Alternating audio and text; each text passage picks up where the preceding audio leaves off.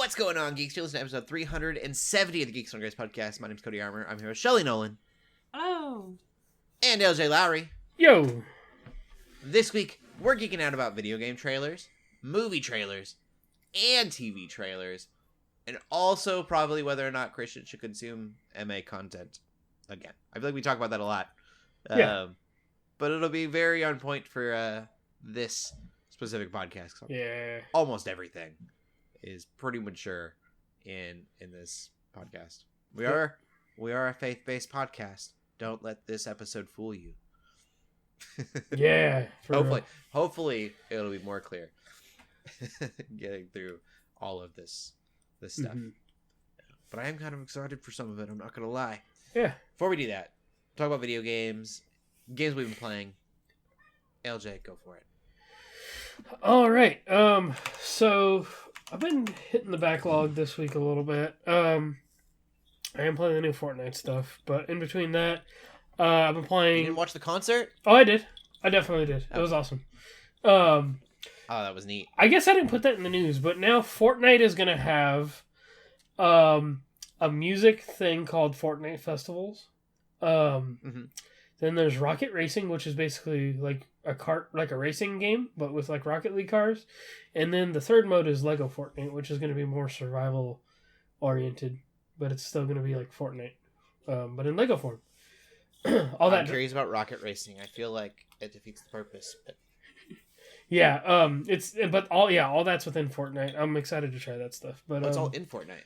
Yes, it's all inside Fortnite. Yep. So there's literally Lego Fortnite, Rocket Racing, and then it's called Fortnite Festivals, which is, I think, so weird. Yeah. I saw at the concert they had like a Guitar Hero thing going on. Yes, yep, they did have that. It was so cool. I was like, okay, like I don't know if I actually had to play it or just I could sit there and watch, but I was so in the zone on it, and I was like, oh, I can play. I should keep up I should hold my controller, like. So it was legit. It was fun. They give you a taste of everything in that event, but new season's out. It's fun still. But yeah. I'll have to report back on that other stuff when it launches later this week. But I have been really enjoying getting back into God of War. I started playing God of War Ragnarok again. I need to get that. Yeah, so it was one of those games I started earlier this year, around in January, and then I was like, yeah, I'm gonna pick this back up later this winter. So it's that time of year again.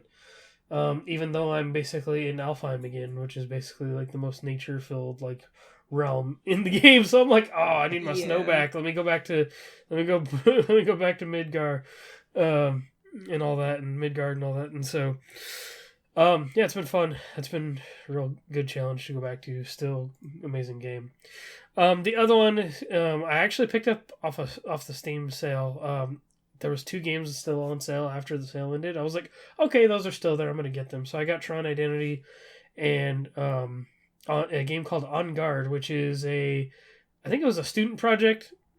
And I think it's made in like the same engine that Sifu is in, because it has like some UI and things that are similar to that game. But it's a really cool swashbuckling, like cartoony looking animated kind of thing. It's super fun. Basically that like Zorro type of theme, with like fun sword battles. You can actually use the environment to help subdue your enemies. Like if you got a pot or like on the table or something, you can or a vase, you can literally grab it if it's near you and throw it on their head or whatever, and it like keeps them stunned for a while. You can kick like crates and boxes at them and stuff. It's super fun.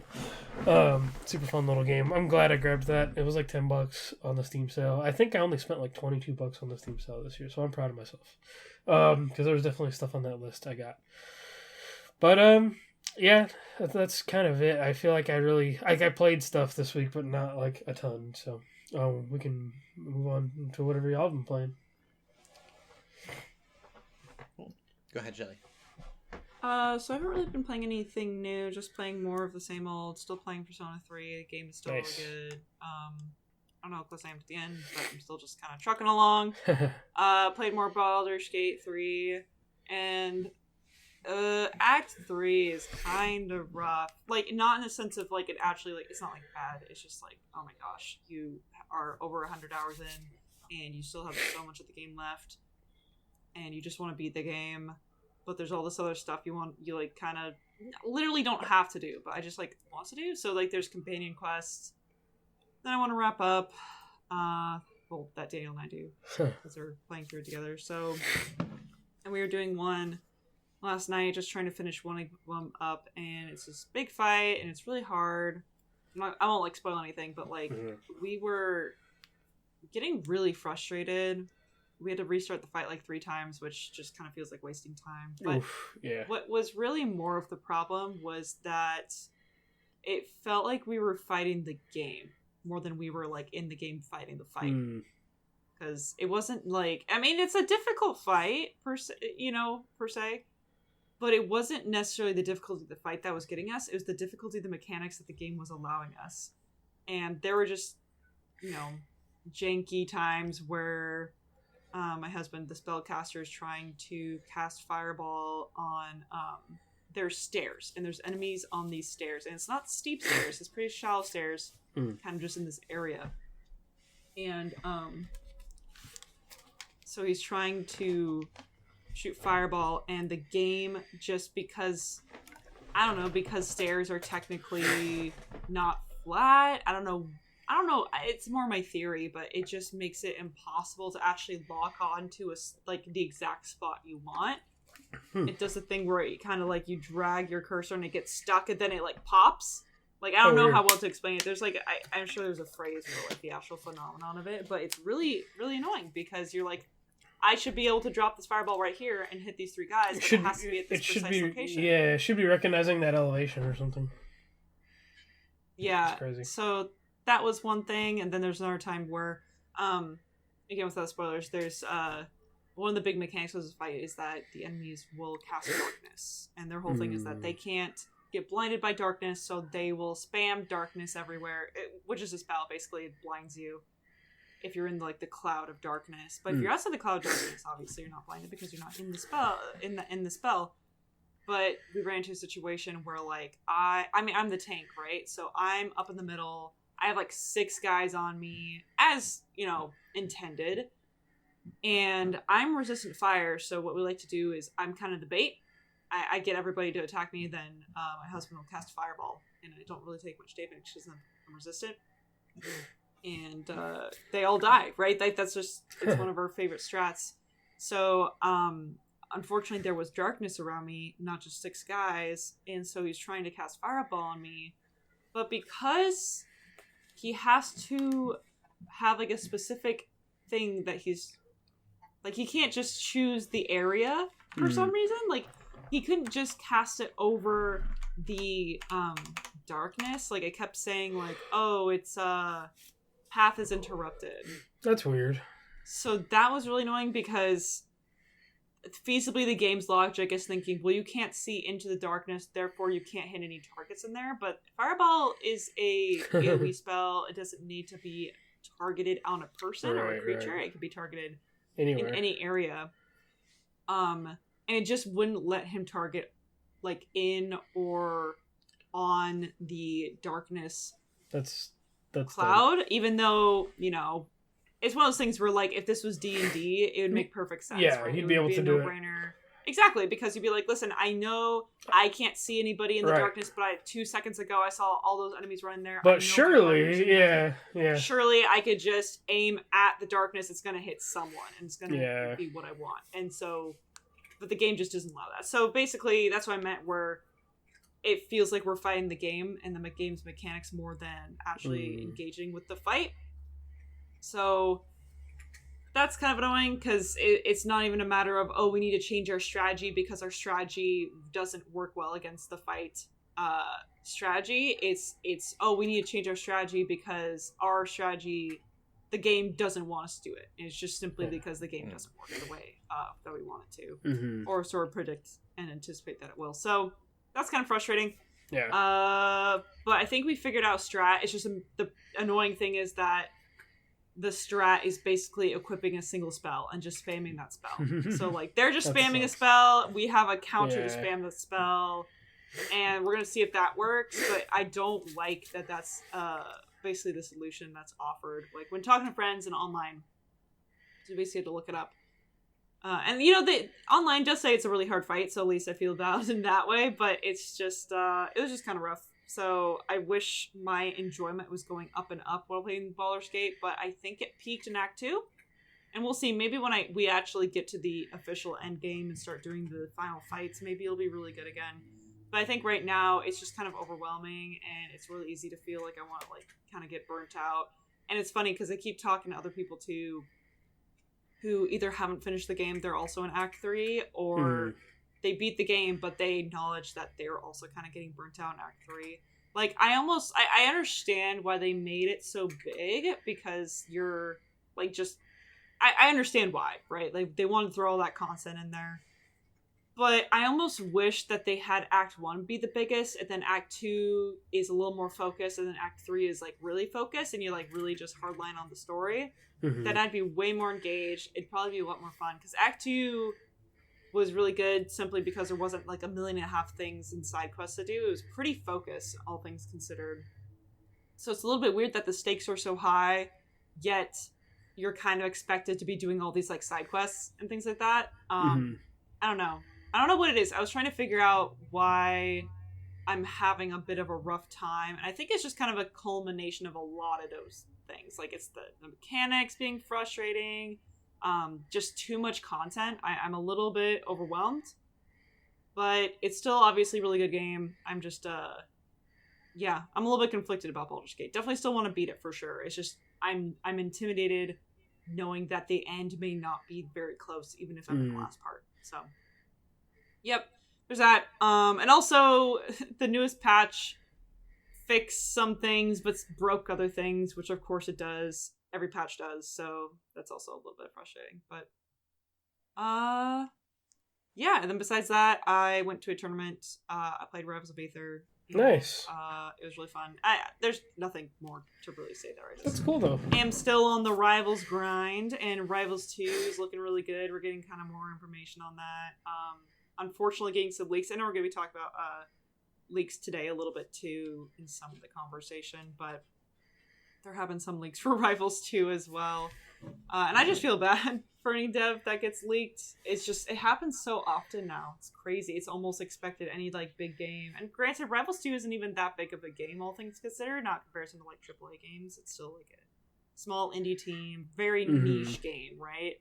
But, you know, people still want to leak it, and it just kind of sucks that a lot of devs and publishers and companies can't really control how they release this information. It's a little bit of a bummer, but that's it. That's it for me. Cool. I'm playing the DLC for Forbidden West, and it's always one of these DLCs because I feel like the story is almost always better than the actual game.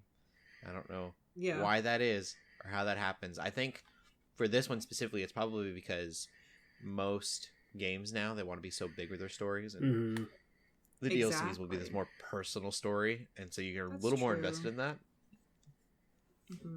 I think people get these huge scopes, and you kind of go, ugh. Saving the whole world, okay. One of this, I'm like, I'm saving myself. All right.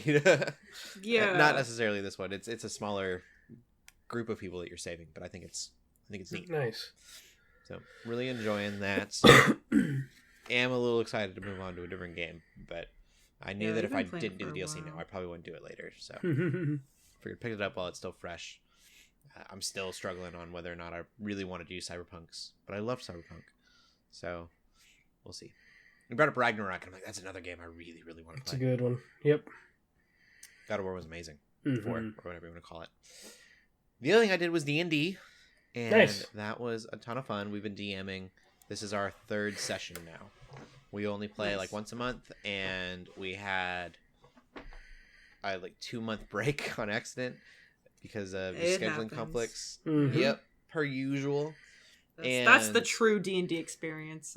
I saw my a game is also at a I saw the TikTok where it's like, Chris Pine said something about like the sequel for the D&D movie being worked on, and then he's like, oh yeah, like, you know, I've heard things, I don't know when it's gonna happen, and then they're like, yes, perfect, like it's that true to D&D. Is that even the cast doesn't even know when the next session is gonna be? I've heard things, I don't know what's gonna happen. It's perfect.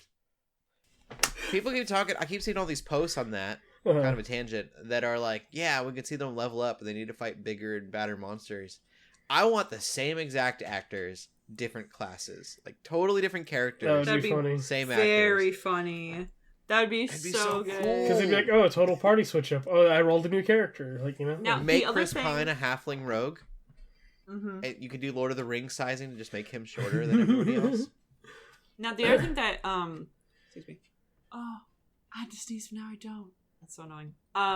The other thing that I think would be fun and funny and niche and weird and maybe not good actually, but have an actual Baldur's Gate 3 and D&D movie crossover. Like, Ooh. what if Asterion crazy. shows up? oh, that'd be perfect. You know, because we have all these Baldur's huge, like, Gate this characters. is all, if it's all still part of the actual official Wizards of the Coast canon, I want Strahd as then the that villain. is Baldur's Gate 3, and I mean the other Baldur's Gates as well. Yeah. And then 3's the also most notable, the though. Dungeons. It's just Strahd such would be different insane. energies.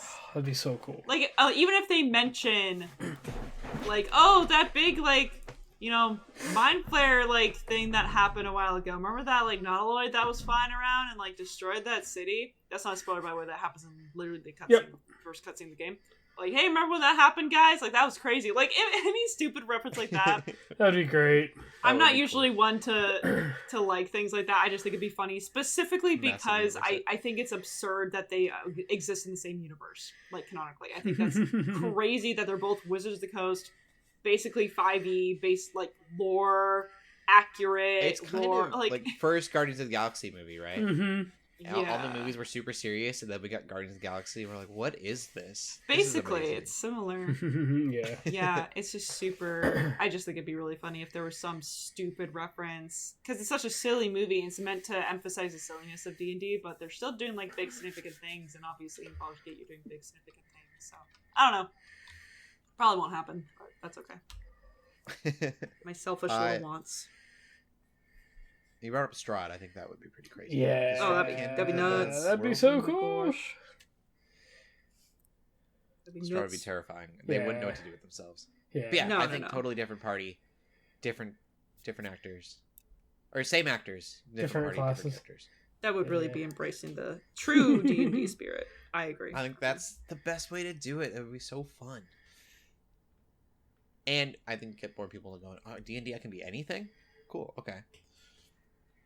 But, you know, the one thing that I wanted to note about it that I thought was interesting is we had two party members quit. Mm. So one of them quit, and the other one kind of got booted out. I feel bad. Mm. But Oh. they were literally the reason we had to reschedule over and over and over again. So it's just not going to work. We're like, dude, I don't think it's going to work out. And he goes, yeah, I agree. He understood. Oh, but- okay. We had another couple that really wanted to play, and so they came in and they Oh, actually cool. picked up.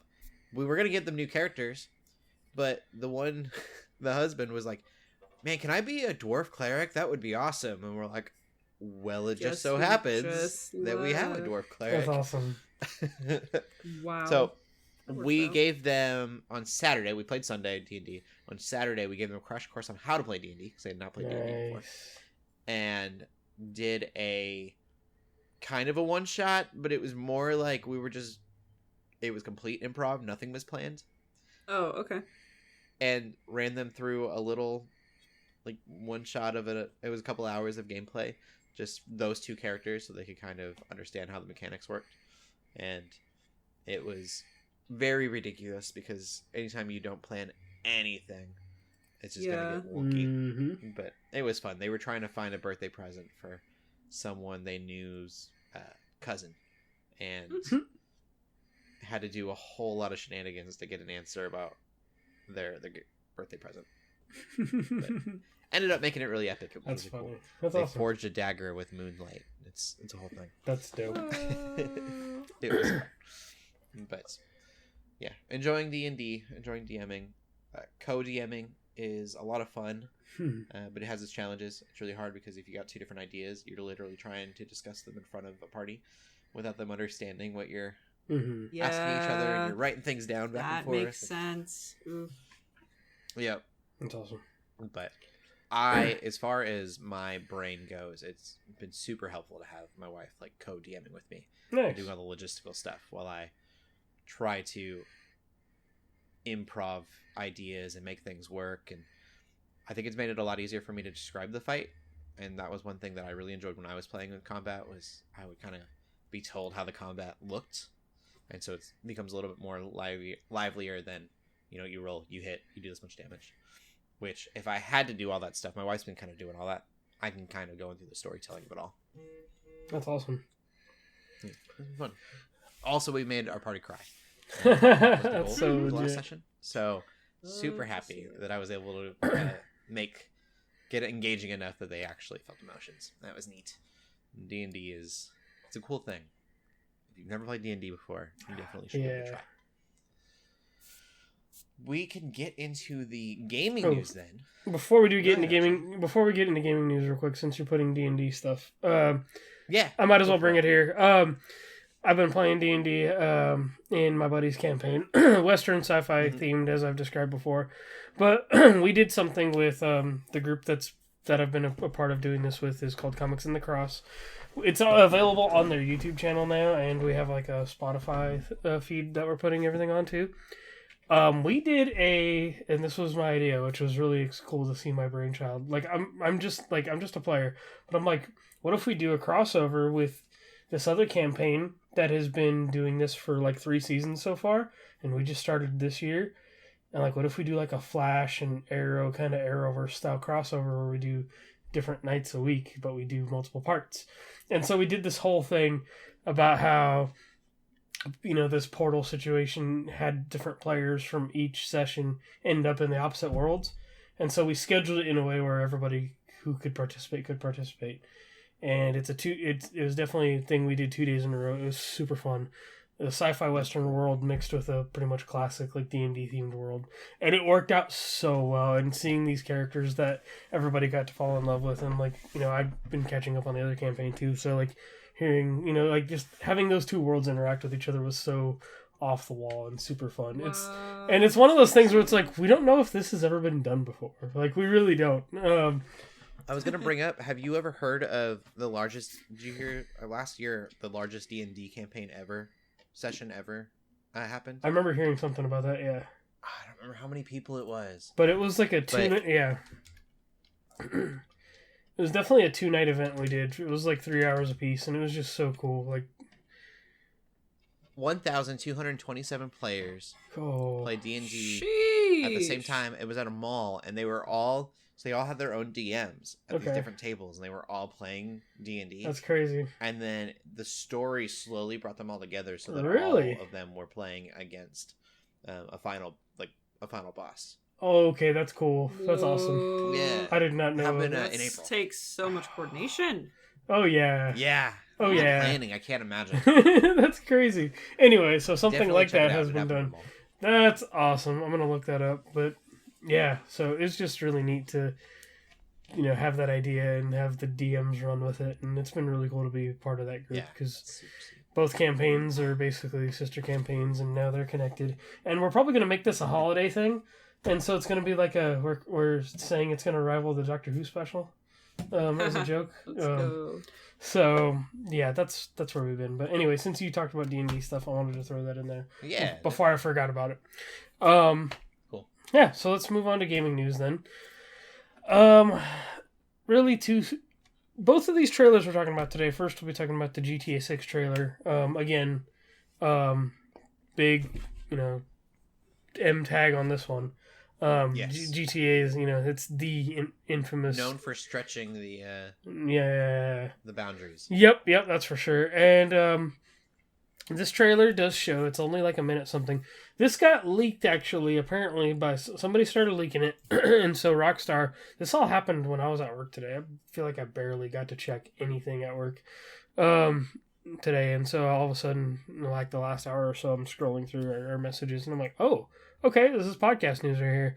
So I checked it out, and we are going to be back in Vice City, which is, I think it's super cool. It's a fun setting. But it's in a modern setting now, not like a 70s setting. So we're gonna get a lot of Florida now, not just Vice City. We're gonna get it all looks Florida. Yeah, definitely the Everglades and stuff, and it's gonna be wild. Big fan boats. Yes, definitely. So I think it'll be interesting. The setting will be really cool. I'm more excited for, so I guess, I mean, I haven't finished GTA 5 story. I might someday if I really get the desire. But the story is a male and a female character, kind of a Bonnie and Clyde situation, and this is the first time we'll ever get the chance to play as a female character, like as a main character in a GTA game, which also definitely raises some questions, like, oh, well, what are you going to have, like, there's things in GTA that it's like, yeah, that's like, probably shouldn't be doing that in a video game, things like that, so I'm just like, what does that mean for a female character? Like, what are, like, are they going to stretch the boundaries there, or, like, what, so that's kind of, like, that's where my mind goes. It's just like, okay, like, that's a pretty bold move. But I mean, these two characters are, like I said, it's in a Bonnie and Clyde situation. They're in a relationship or whatever. I'm curious to see like where the story goes and who these characters are. GTA 5 did a really big thing when they let you play as 3 different characters between Franklin, Michael, and Trevor, who all have their own like. It was interesting because they all had their own backgrounds, backstories, and whatever different walks of life, I guess. So this will be interesting. I'm kind of more looking forward to this story of this new one, and also it doesn't. So I think it's funny they had made this big deal. They put out this trailer, but the game actually doesn't come out till 2025, according to the. I know. I thought that was pretty. So I'm like, wow, okay. My curiosity with it is that. So Grand Theft Auto 5 came out, and I actually didn't play Grand Theft Auto 5 because I just didn't feel like it would be. I was pretty young in my faith when it came out. Me too. 10 years ago, which is crazy. Yeah, me too. Dang. And for me, it was kind of, should I really be playing this? Does it have the content? And I think I was correct probably in my decision there. Right. I'm hoping, and I guess I'll wait till reviews come out before I like go and grab this game or anything. But GTA Online has completely shifted what Grand Theft Auto is. Yes, there are role-playing servers and other things like that make GTA like a platform now. It's less about being as grotesque as possible, which I feel like they were really trying to do for a while. You look at like Vice City and San Andreas, and now it's more of a Ready Player One in a lot of ways. I mean, if you still play the main story, it still is going to be crude and have those mature themes, those heavy mature themes. Oh, for sure, it's going to be mature. But in like that, it's a platform. You can do so much on GTA Online now. Like it's crazy. Yeah, I feel like it's more about doing. It's more about freedom than it is about like the role playing servers are fascinating. You can do what you want. There's a guy I follow on TikTok. His name is, I think he goes by Officer Messer, I think. But he's like sponsored and everything, and dude's a real police officer in real life. But he plays one in a role-playing server, and every now and then I'll every now and then I'll be scrolling through TikTok and see his lives, and I'll just see what he, I just check it out and watch for a few minutes, and I'm like, this is nuts. Like, I'm just like, this is crazy. And how, like, the mods and everything, like, all the stuff it took to get GTA to even do such a thing online. I'm just like, it's crazy. It's like you said, it's evolved a lot. Yeah, I'm really wondering if that'll impact the story or not, or if it'll just. I mean, if you want, you could literally probably start a church in GTA Online if you wanted. Oh yeah, I bet you could. Straight up. That's interesting. I mean, there's like nothing about online with 6. Yeah. And so I wonder what that. It'll be there. Like I've heard that they purchased. Or I think the rights, or they purchased, I don't know if it was a company, they purchased the rights to a particular mod style or a particular mod from GTA Online for 5 that, like, I guess they have the rights to it now, or they have the actual assets to it. So now if they want to, they can literally probably include that mod content in GTA Online, because it is like role-playing systems and stuff like that. That's cool. I believe, so. They can do it. I have no doubt that it won't be raunchy and there'll be nudity and drugs and all that stuff. But I almost wonder if it won't be as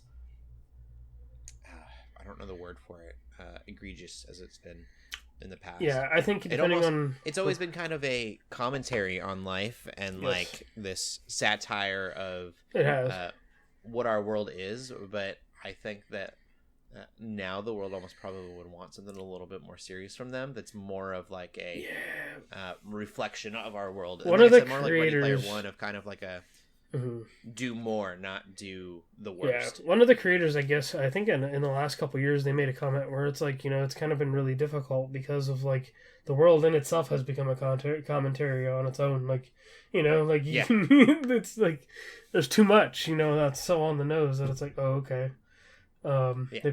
So it'll be interesting for sure. We'll see. Got a couple years. Yeah, crazy. Yeah. So the other trailer, I'd say we got at least the GTA 6 gave us some like in-game like scenes and stuff, but we got a teaser for Dragon Age Dreadwolf. And this was just a bunch. I can feel Shelley about to pop off right now. It's just a bunch of like stills and stuff, like concept art and all that. And then it's like more to be revealed the summer of 2024. I'm like okay, they just shouldn't have done it at all. I feel like this is. I think we got some kind of teaser about a year ago too, because we thought it was going to be at the Game Awards or something, right? I remember having this conversation last year. It's like every year since they first announced it. Yeah. Every year they have some little nugget. Yeah. Tiny little piece of information that's not even really enough to even theorize on. Like, it's not even enough to, like, garner hype. It's just enough where we're like, yeah, okay, cool, you're still working on it, but, like, you're not done yet. It's been so long, and we can know BioWare is kind of on fire right now. There's just a lot of weird changes happening. People have left. So it's just, I'd rather personally, like, stop getting this weird, like, tease every year or so and maybe just work on the game and then release it or release a trailer same year or 6 months beforehand. Like, it's kind of like what Nintendo does. It's kind of what some other companies do. Same thing. It's like, oh, we're working on this huge game and guess what? It's out this year. Like, that feels so much better than this. I love that. Yeah. Really weird, long drawn out, like, and again, it's not like any of these teasers are actually giving us information. None of them have given us information. Like, anything actually worth anything. Like, we already knew it was going to be Teventer. That was obvious from the game, from Dragon Age Inquisition. Like, that was obvious from the DLC in that game that, okay, the game's going to be in Teventer.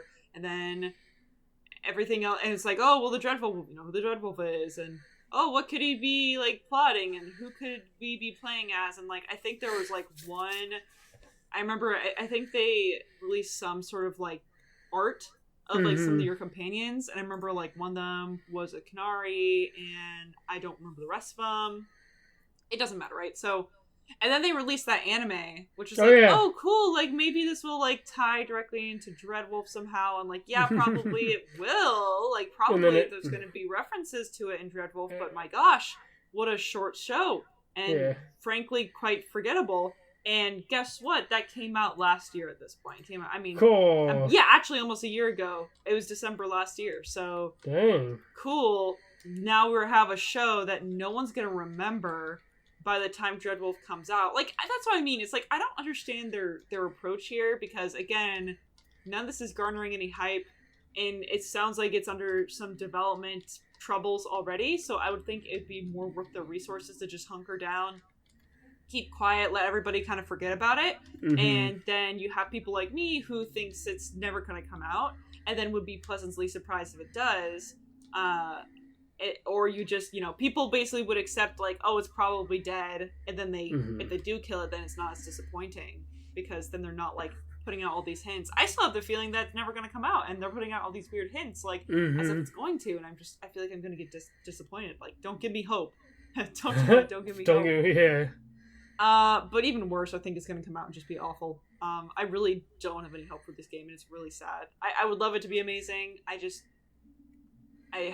This trailer is just another, it's nothing. It's literally nothing. They show, like, maps, and I think their idea behind it is, like, they're trying to build hype. They're trying to, like, show, look at all these different countries you're going to be able to go to, all these places you've never gone to in a Dragon Age game, like Teventer and Neanderthals and, like, all this other stuff, like, all these places that have been referenced. Guess what? You're going to be able to go there. And I'm like, cool. That's not what I care about. That's not exciting to me. I don't, So, I just don't understand their approach, is all I'm saying. And before I can get excited about literally any game, I need gameplay. that's how it works for any game for me. I'm like, I do not know if I'm interested in a game unless I can see some gameplay, and they've not shown even anything close to gameplay. Like, nothing close to gameplay. So, like, it's all art. That is the only thing they've shown us. Even if you include the anime, their show, that is also art. Mm-hmm. They've only shown us art. They have not shown us mechanics. They have not shown us, literally anything else. So I am annoyed, and also, like, kind of thought maybe they would do something for the Game Awards. And I understand. I think today's actually technically Dragon Age Day, which I totally forgot about. So that's today. So, like, sure, that makes sense. It just feels weird right before the Game Awards, and, like, obviously that's under, out of their control. They can't control when the Game Awards is, but it just feels weird. I'm like, what's the purpose? Mm-hmm. What's the purpose of saying, guess what? Next summer we'll have more information. Like, maybe just don't say anything. Just give us more information when you were going to give us information. I think anyway. next you summer... don't need a teaser for a trailer. Next summer, they need to be like, okay, now it's out in 3 months. Like, or something like that. Like, they better be ready to... They better be ready to big reveal. Yeah. I don't get it. Those are my 15 takes. Alright, yeah, so that's it for gaming news. Cool. We'll get into the movies then. I don't believe I've seen any movies. Surprising. So, what about you, Shelley? So, this year, my husband and I have decided we're going to watch Christmas movies, but we're going to try to not watch classics or movies that we've seen a lot already. That's a good idea. We have already watched Christmas Vacation, but that's kind of necessary. Nice. It's kind of that's a necessary watch. It's my favorite Christmas movie by far. So, but what we're going to try to do is we're like, well, everyone keeps talking about these Hallmark Christmas movies, and neither of us have, like, ever really watched any of these movies. We have tales and rumors and, like, stereotypes and stuff from these movies, and so we decided to watch a couple. Like, they're not actually Hallmark movies, but one was I think from ABC Family, and one is it might be a Netflix original. I do not actually know. It was just on Netflix. So we watched 12 Dates of Christmas, and we watched The Night Before Christmas. So 12 Days of Christmas is Groundhog Day but worse, but it's still a fun Christmas version of it. And The Night Before Christmas, so they both have somewhat interesting premises, right? Well, maybe interesting isn't the right word. So 12 Days of Christmas, I already said, is kind of just Groundhog Day. Basically, the idea is that the protagonist, she's not over her ex, but she signed up for a blind date, or she got thrown into a blind date on Christmas Eve. And turns out she keeps reliving the same day over and over. So she keeps reliving Christmas Eve and having these dates. So... yeah, and it's so funny with these movies too, how, like, there was this one moment where she's, like, walking to her blind date for the first time, and she's trying to find this guy, and she sees someone who kind of looks like, if you know, he looks like a young Brandon Sanderson, and I mean that immediately, but he looks like a nerd, like, they make him look like a loser, basically, and, so I'm like, oh my gosh, he's the love interest? That's going to be so awesome, because he's not stereotypically, by today's cultural and standards, handsome, right? He's not, like, a good-looking guy by our, standards of Western society, right? And then he's, like, trying to introduce himself. Turns out he's the wrong guy. And then this just way more... supposedly stereotypically handsome guy just stands up and is like he's the guy, and you just know. And I'm just like, dang it, would have been so much more interesting if it was the other guy, but now we have Mr. Perfect, basically. This is weird. So that was kind of a weird movie. And then it wasn't bad. It was really fun, actually. It was just cheese, which that's what I signed up for, was cheese. Same thing with The Night Before Christmas. The Night Before Christmas, I think, was a little bit self-aware, which was good. It was a little bit funny. But it's about... the premise is ridiculous, because it's about a 13th century... or a night from the night from the 1300s. Like a medieval knight. And he gets yeeted into 2019 and meets Vanessa Hudgens' character. That was kind of the other reason, is that I want to watch Vanessa Hudgens' movie. So, what a ridiculous premise, right? It's so silly. But it was pretty fun. I mean, again, they kind of lean into it. They know it's kind of a dumb premise, and it's pretty silly, but it is heartwarming, I guess. It's still kind of fun. I enjoyed it, but it is...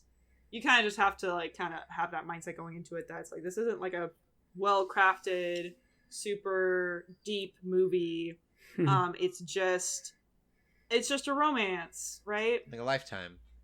Yeah. So I think the one thing though that does annoy me with a lot of these Christmas Hallmark. movies though, is that a lot of them try to make some kind of statement as to what Christmas is about. Yeah. This is where my staunch freaking Christian upbringing comes in, where I'm just like, none of these are what Christmas is about. Like, literally, no one's sort of interpretation of what Christmas is about is correct in these movies because they're all secular movies. So that's kind of annoying.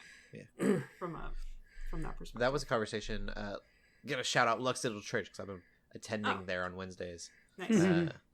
They're super cool. Wednesdays at 7:30. Lux Digital Church.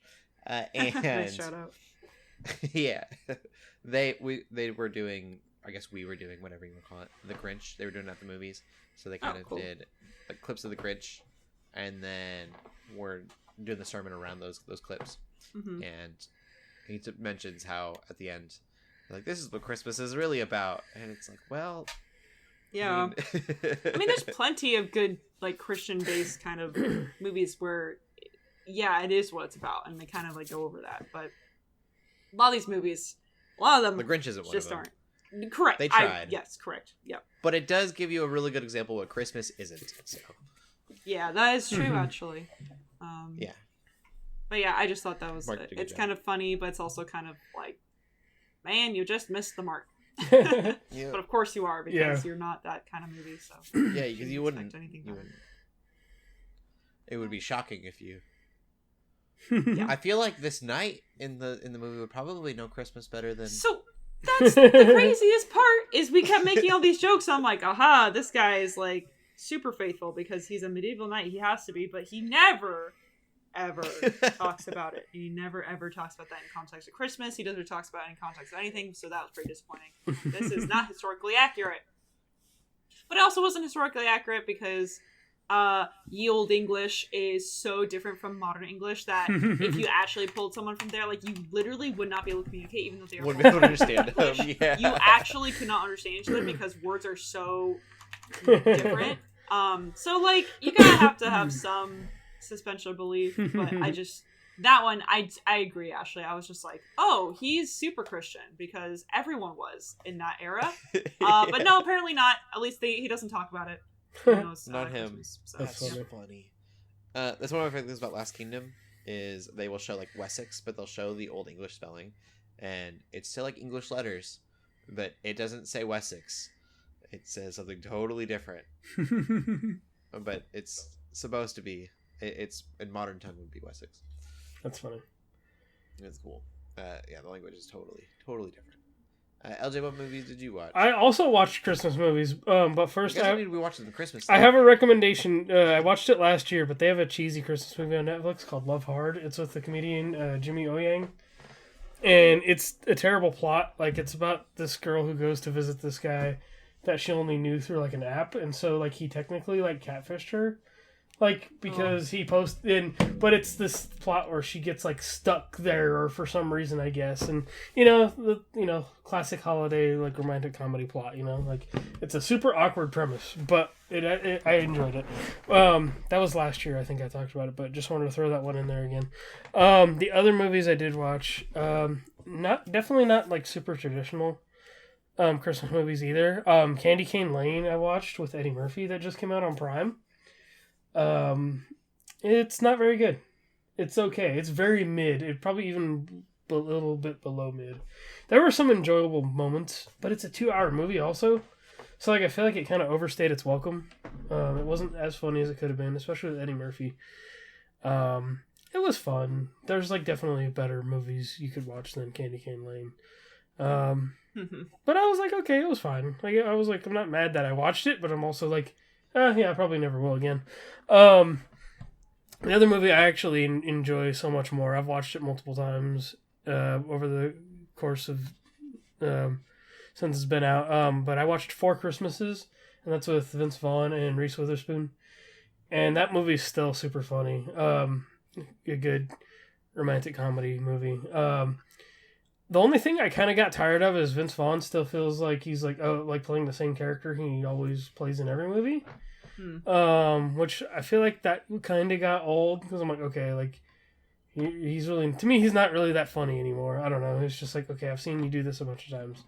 But I still think it's got some funny moments.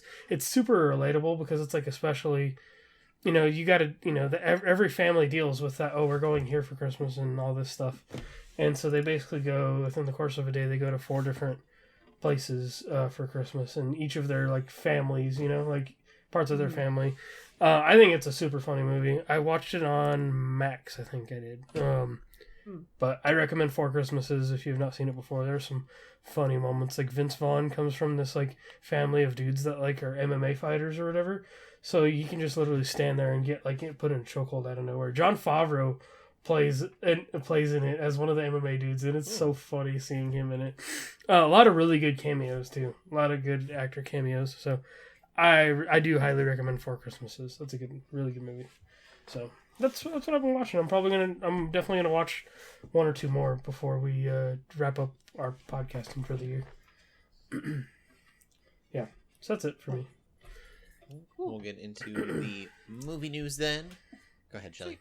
So, a couple things here. Actually, let's start with the sort of outsider in this. So, we have a trailer for Furiosa, Mad Max Saga, so part of the Max, but that movie, that saga. It's like a whole thing. So we broke Shelley. And I don't know Mad Max. I'm gonna be honest. I just know that they drive cars in like deserts and stuff. Yes. It's like post-apocalyptic. Yeah, which is like neat. But Anya Taylor-Joy's in it, and Chris Hemsworth is in it, and they don't look like themselves, which probably is a good thing. I don't know. I'm just I saw them in the trailer. I'm just like, that's really them. Oh, okay. Which again, I am excited about Chris Hemsworth's costuming. I was like, all right. I think it's pretty neat. It looks a little bit. I don't know. Again, I haven't seen any Mad Max movies, but some of the shots look a little bit funky. The one to watch is definitely Fury Road, straight up.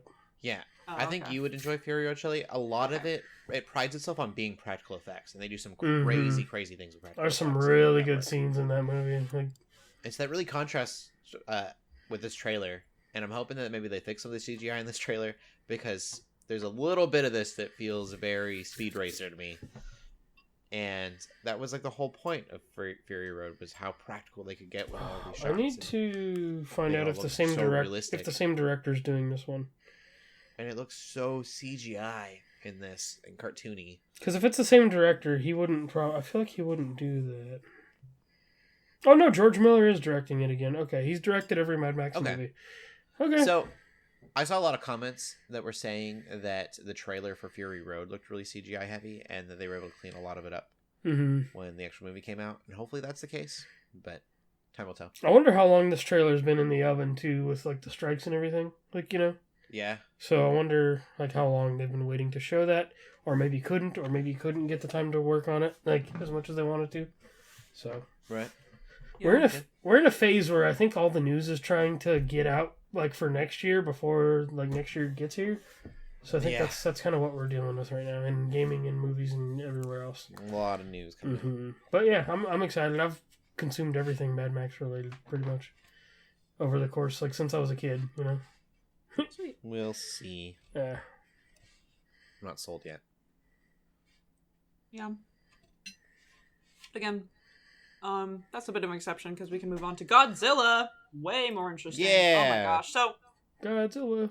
If you're in the know, it's actually 2 big Godzilla movies coming out soon. So we have Godzilla and Kong, The New Empire, or Godzilla X Kong. I don't know. It's like a Godzilla and Kong movie, obviously. But we also have Godzilla -1. So Godzilla -1 is Japanese, right? And yes. Godzilla made by X Toho. Kong, is Godzilla and Kong crossovers, obviously American. So I just think it'd be interesting to compare these a little bit. So we only have a trailer for the Godzilla Kong movie, so it's not out yet. Godzilla Minus One is already out, Mm-hmm. and let's talk about it a little bit because it is breaking box office records. So, including the biggest domestic opening for a foreign language movie of the year. It's the biggest opening ever for a live action Japanese movie in the U.S. And it's already almost made its entire estimated budget back just since That's box crazy. office opening, which That's is so cool. insane.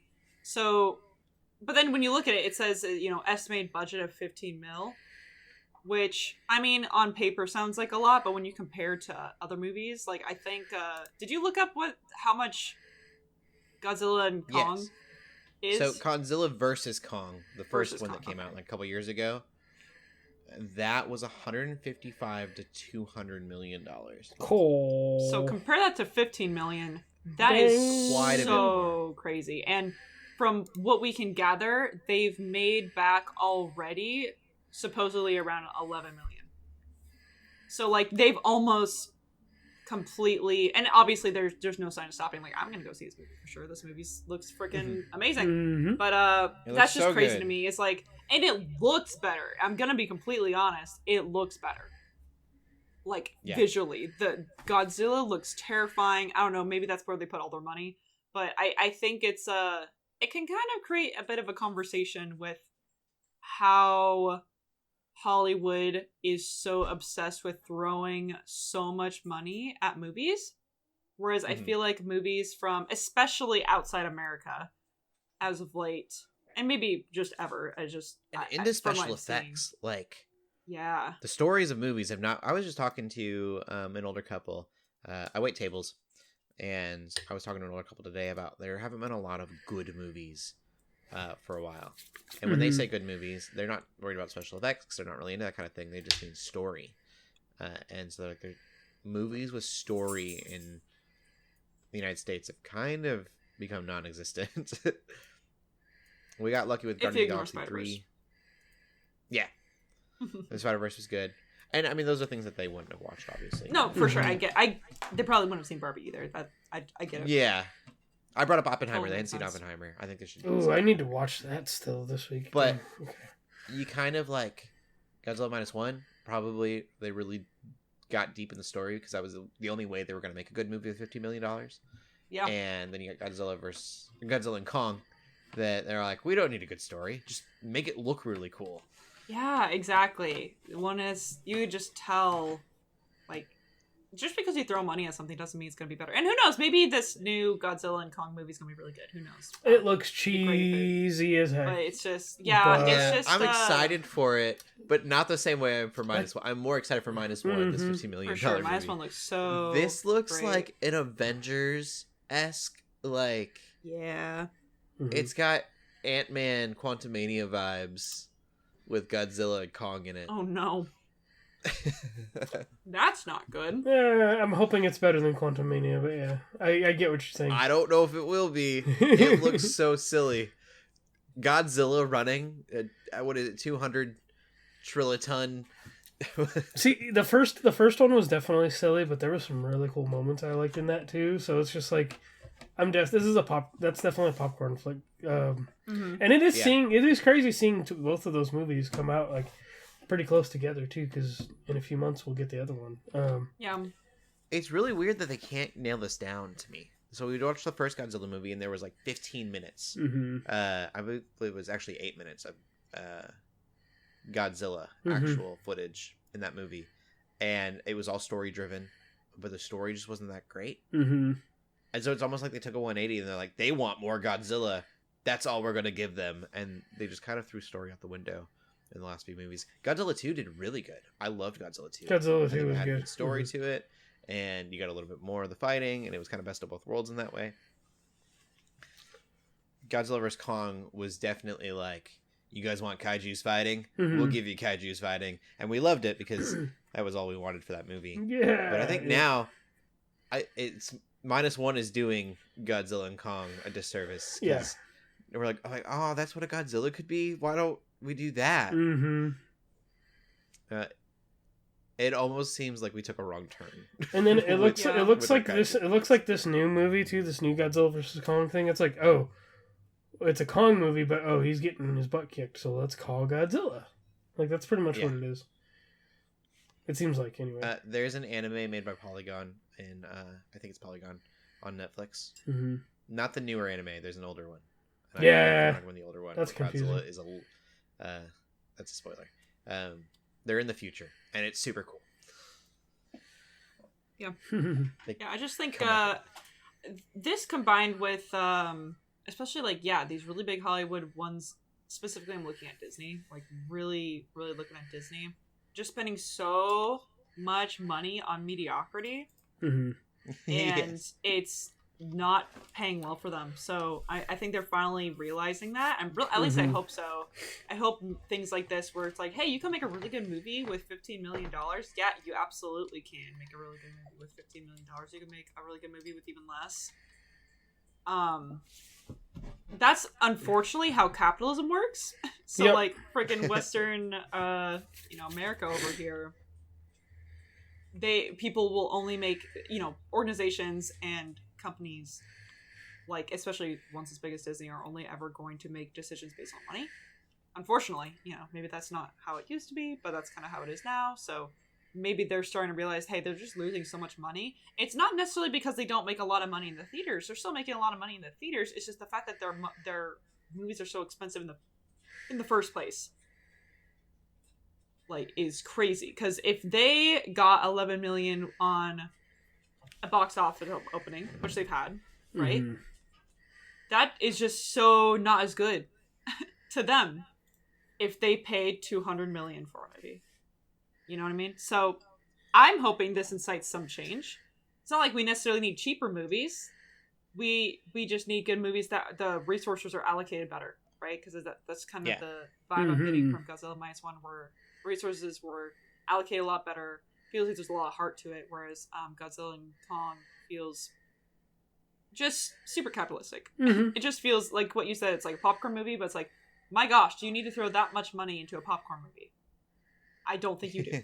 Simply put, I do not think you do. So, there's still that Godzilla and Kong versus DC movie coming out, or not movie, comic coming out too.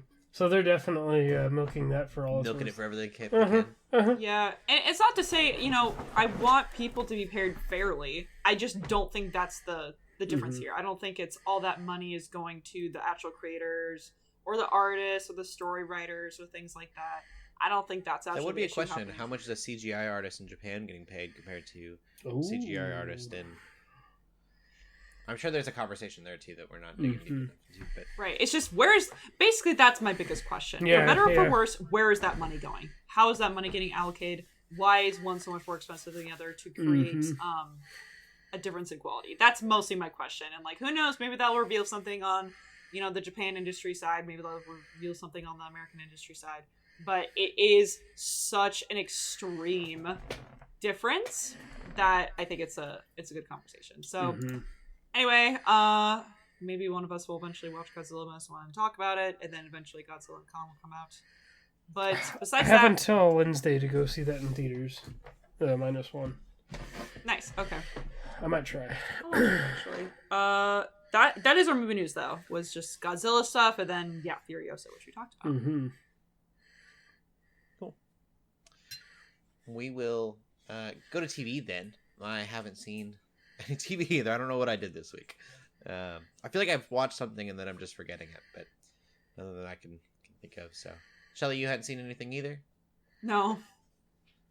All right, go ahead, LJ. I did watch Scott Pilgrim. I finished it. Scott Pilgrim Takes Off. Super good show. Watch it. It's really good. It's fun. Yes. I wanna. I don't know if I mentioned this before, but I found out all the books are on Prime Reading, and I have the first volume downloaded. I haven't started it yet, but I have consumed every other Scott Pilgrim thing except for the books, and now I'm going to change that. So, yeah, super good. That's all I got to say. Cool.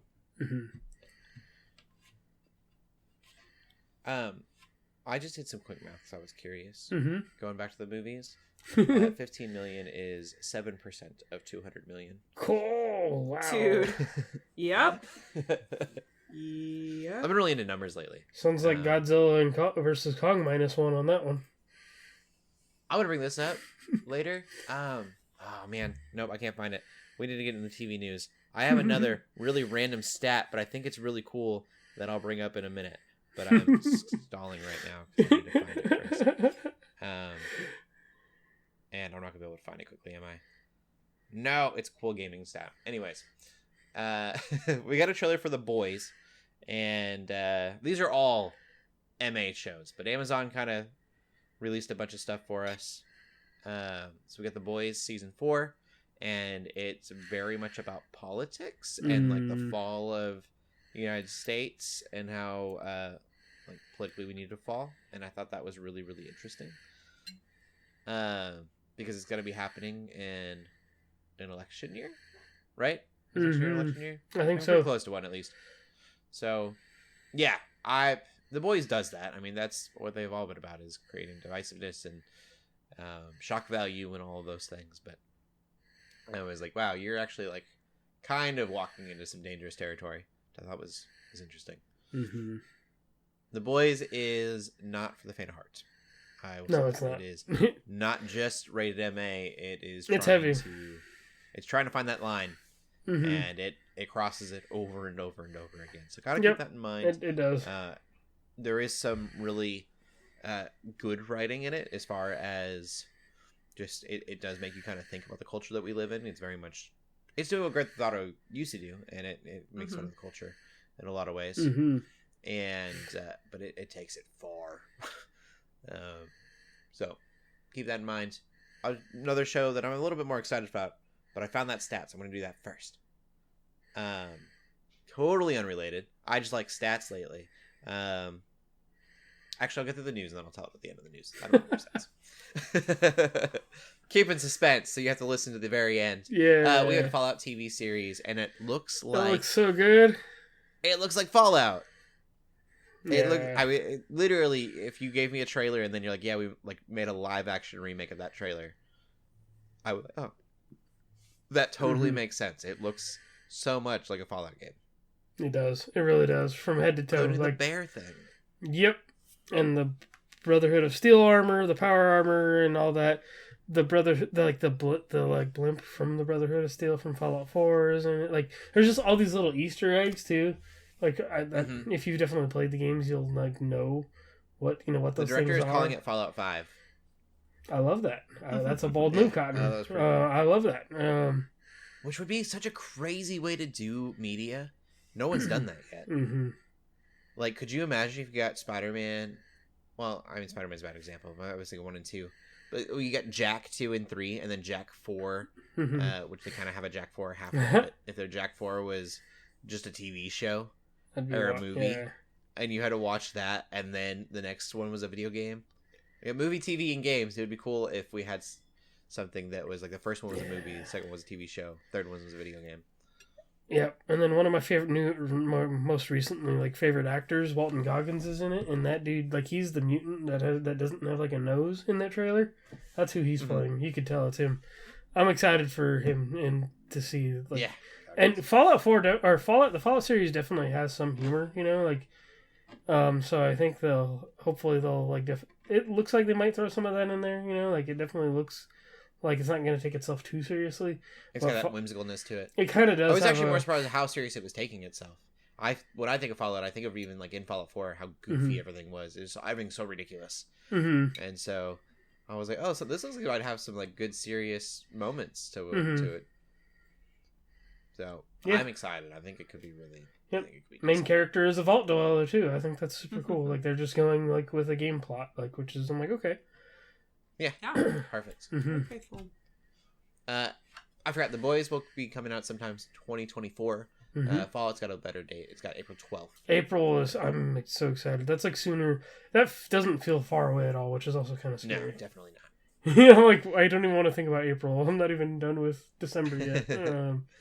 But yeah. And then the last one's HBO. We got a House of Dragons season 2 trailer. There's not a whole lot to say. It looks like more House of the Dragon. I would say that again, all of these are going to be rated MA shows. Kind of look at it. Hopefully, we'll have the reviews for them up on the website. Even in the movie section, Furiosa is probably going to be a rated R movie too. So Yeah. Mm-hmm. And so kind of keep that in mind when you're thinking about watching these. If Game of Thrones wasn't for you, House of the Dragons isn't going to be for you. Mm-hmm. It's more of the same creators and very much the same content. It is always kind of crazy because like I watched Game of Thrones through the whole entirety of that show, but like I wouldn't talk about it on the podcast because it was so stigmatized in the Christian community. But then the finale happened and everybody was talking about it. So we even in the Christian world. Yeah. It was such a strange thing to watch that happen. I think that goes back to geek culture turning into pop culture. Yep. And so even with like the Christian world, it's like there was a time pop where culture we was wouldn't even more stigmatized in the Christian world, but now it's becoming more and more pop culture for them as well. And so it's becoming more and more acceptable to talk about. It was funny when I became the guy at church where people were like, "Hey, what do you think about this thing? What did you hear about this thing?" Yeah, okay, all sure. right, cool. I mean, it's a weird thing. And I never watched Game of Thrones. Like, still haven't. Still not interested. But what I do remember is that it was just sort of the thing that everyone could talk about.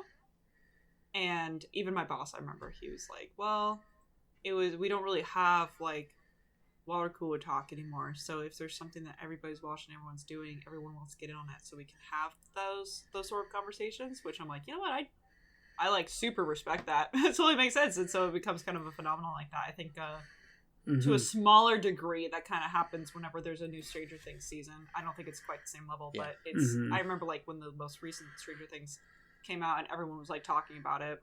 Yep. So it's sort of this hard thing too, where absolutely, if you feel like you shouldn't watch Game of Thrones because of discernment, like, don't do it. But on the other hand, if you feel like you can, watch it and enjoy it and, take it in and it won't affect your faith, then like that can actually help you get closer to other people. So it can actually be used as a tool to relatable. sort of bridge gaps there. It's an interesting thing. I'm gonna get okay. That's all over in TV news. So I posted this in a general chat in our volunteer team the other day, and I just think it's cool stats about video games, about gamers. It's estimated that there are 3.09 billion active gamers in the world. You can Google that. I don't remember the source, but it's gonna be your first result, Google. So, and there are 2.6 billion Christians in the world. So with perfect overlap, saying that every single one of those gamers is a Christian. 2.6 of those gamers are Christians. You still have 500 million gamers that don't know Jesus. Wow, that's huge. Yeah. There are 333 million people in the United States. So, like, almost 2 United States worth of people are my gosh, playing video games that don't know Jesus. And so the conversation that kind of NCMS has still been on my mind is like, what is the church doing about that? And the answer is not much. So it's cool that we get to kind of work in that space and be a part of that. And so, yeah, you listening as well. If you're like, I don't know, if you feel like you're one of the very few, Christian geeks out there or whatever, know that there's like a whole mission field. There are 500 million gamers that you could have, go out and preach the gospel to and maybe make them your friends so that you have more Christian geek friends to geek out with. It's my new favorite stat. That's awesome. I love it. That's great. Yeah. Gives some purpose to what we're doing for sure. Awesome. You guys geeking out about anything else this week? Oh wait, we have a question. We do. Hey, let's do it. Okay. Yeah. This was kind of off the cuff. We are doing the podcast live on Mondays. We do it every Monday on our Discord. And so just kind of going through live. We have Commander Cannon asking, how do you reach out to gamers online? I think let's talk about how we do that and then kind of get into broader examples of like what others are doing probably. Because I have a lot of answers on that too. I know for me, super cheesy was I literally used to go to RuneScape and I would give out 1 gold coin because I didn't have a lot of them. And I would just give it for free and people were like, thank you. And I would be so silly and I would like That was free, but you know what else is a free gift that's worth way more? The salvation of Jesus. It's a literal thing that I used to do. That's awesome. Oh my gosh. Actually did that. Now I would say it's more creating friendships online with gamers. And I don't play a lot of games online. I think that's a really good way to do it, would be create like actual relationships through video games. For me, it's more this organization, right? Geeks Under Grace, and trying to equip others to actually do this to reach gamers. So I'll let you guys answer, then I can kind of go into organizations that are doing that well, and then resources that we have and stuff like that. Go ahead, LJ. I do want to give, I guess, what you said about, I guess, the socialization and stuff like that. It's something I normally don't do. When I used to put GUG in like my little clan tags and like Call of Duty and Halo and stuff, and there was a time I was pretty sure where I was trying to make emblems and stuff like that in like Call of Duty or whatever. Any way I could put our logo or put some representation of Geeks Under Grace, I would, But again, I don't play like with a lot of like randos online. I don't really like, leave an open mic and just talk to people, which you never know. Depending on what game you're playing, that could be a good or bad thing. If you do that on Call of Duty, you're probably going to get cussed out before more than anything, unfortunately. But one thing I did in the past couple of years is, from listening to like the IGN podcasts, especially, I've gotten to know some people through those. So there's a great Facebook group for the PlayStation 1 IGN Beyond. And so when Guilty Gear Strive came out, they had a few people going on there and be like, hey, like, anybody want to get in on this? And this was like when I was about to review the game too. And I'm like, oh, this will be great. Not only will I get some people to play fighting games with, but, I get to share Geeks Under Grace, get to share my review too and stuff like that. So I am in a chat full of a bunch of IGN Games Group fighting game fans, and like we talk about fighting games as they come out. I've definitely played some sessions with them off and on. There's one guy, who actually, follows our stuff now and joined our Facebook group because of my presence there, and who's somebody I've really gotten to like know a little more than a lot of the other people in that group. But it's like you said, like building relationships and inserting yourself into these communities, I think is going to be the best way. And so I think that's just my experience in the last couple of years. So it's been super awesome to like make good connections, because one of my things was like, oh, I play fighting games online, but it's like I'm playing randos all the time. I don't really have any people I can be like, hey, let's throw down a few rounds or whatever, So there's definitely a few groups of people I do that with these days, which is something I didn't have before. And so it's been awesome to reach people that way and to get to know people. Cool. Yeah. So, yeah. Where are you, Shelley? Yeah, I think, you kind of already said, honestly. But I think it's doing what you already want to do, what you're already interested in, but just standing up for your faith and not feeling like you have to shy away from it all the time.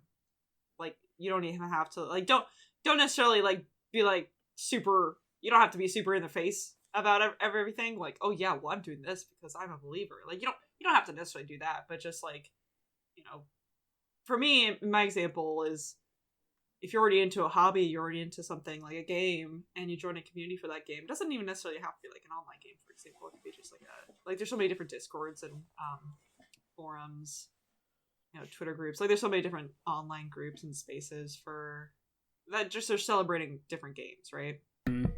So, like, you could just enter those spaces, or like stream or whatever, right? Like, there's so many different avenues. Oh, streaming was such a huge thing for me too. Yeah, and I think for us as well, like as a whole. And I think the importance is you don't necessarily need to be genuinely interested in the actual product or the actual game. Because, like, don't make up trying to be interested in a game just to try to, like, reach people, because people are going to sense that you don't actually care, right? But if you actually, like, build those relationships and people, like, know you're Christian, then you open that door to them. Like, you don't even have to, like, force anything. They can come to you and they know that you can answer questions or talk about your faith or whatever. I think Mm-hmm. honestly, I just think it's a harder version of what at least I kind of strive to do in real life. It's just harder because it's online, and it is genuinely harder, right? But I think you could still just kind of have some of the same attitude of like you can you show up at work, you show up where you are, and you just kind of keep your faith in mind. And if people can kind of start to figure out like, oh, like you're a Christian, oh, that's cool, but then they'll start to like ask you questions about that, kind of be curious about that. You can kind of talk to them as that relationship builds. It's just the same in online communities. It's harder because you don't have the face to face for sure. I think that's we're not meant to be alone, and even if you're talking to people online, there is still that sense of loneliness that especially a lot of gamers have. Like they only ever have their online spaces. So I think if anything, it's really cool to find people online that you can meet up with locally. Like for me, like I'm pretty connected with the Smash community over here, or at least somewhat, right? I don't really play a ton of Smash anymore, but what's cool is that the group all talks online, but we can still meet up. So there's still an option of like, if I want to talk to someone, if they want to talk to me, I'd be like, hey, let's go get coffee or something, right? So, you can.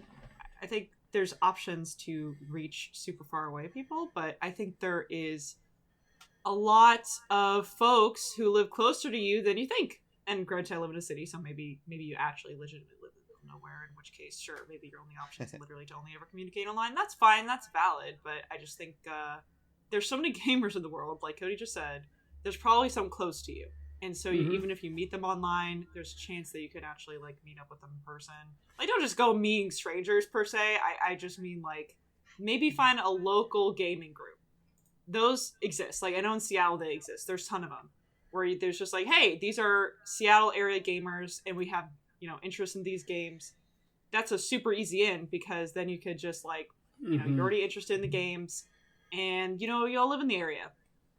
You can take it to church with you. So I don't know. Those are my thoughts, but I'm not good at any of those things. Those are all like ideal, I think, and there's a lot of organizations, people doing these things like so much better than I could. So I was going to bring up those organizations as well. I think as far as relationships go, Love Thy Nerd does a really amazing job with this. They're not necessarily doing it online, but they literally go to conventions. So you could go to a local convention, possibly, depending on where you live, with them. And it's a mission trip, so it costs money. You have to raise the money. You have to really be devoted to this. And they literally just go make friendships. They're not preaching at anyone. And they're legitimately making friendships and then getting those people plugged into churches. And so that's a really cool way to do it. It's very organized. And you don't have to do a lot of the heavy lifting as far as, you just kind of show up, give some money, show up and do it.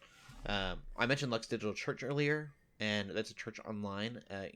Something as simple as being in someone else's Twitch chat and be like, hey, when the Twitch is over, I'm going to be hanging out over here. I've been talking to you the last couple of hours.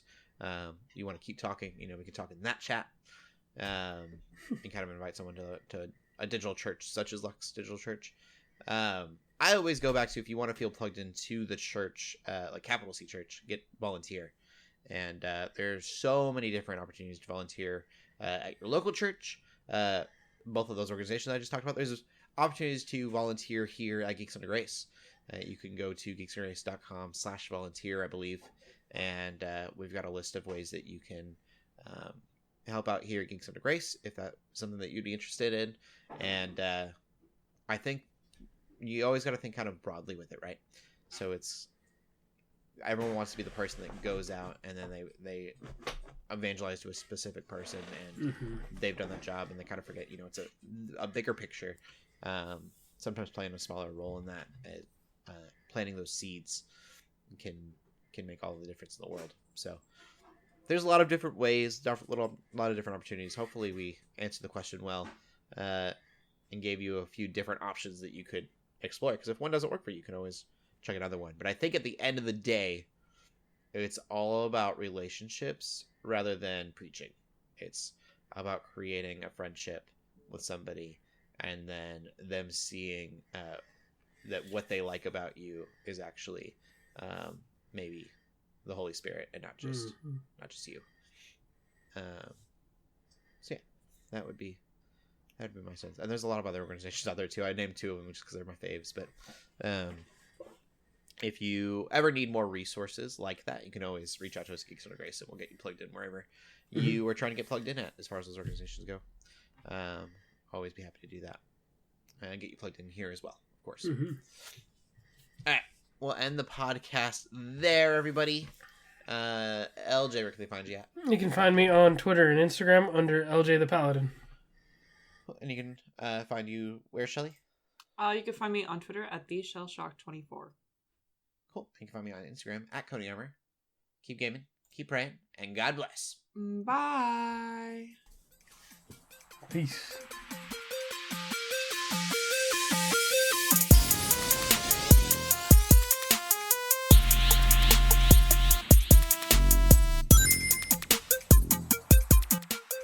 We hope you enjoyed this episode of the Geeks Under Grace podcast. We love hearing from you, so feel free to ask us questions or just comment on the show by using the hashtag GUGcast on Twitter, or by joining the GUGcast questions channel in the Geeks Under Grace Discord. If you like this episode, consider leaving a review or rating of our show on your favorite podcast app. If you want even more Geeks Under Grace, you can always go to geeksundergrace.com. We love you all so much, so thank you for listening.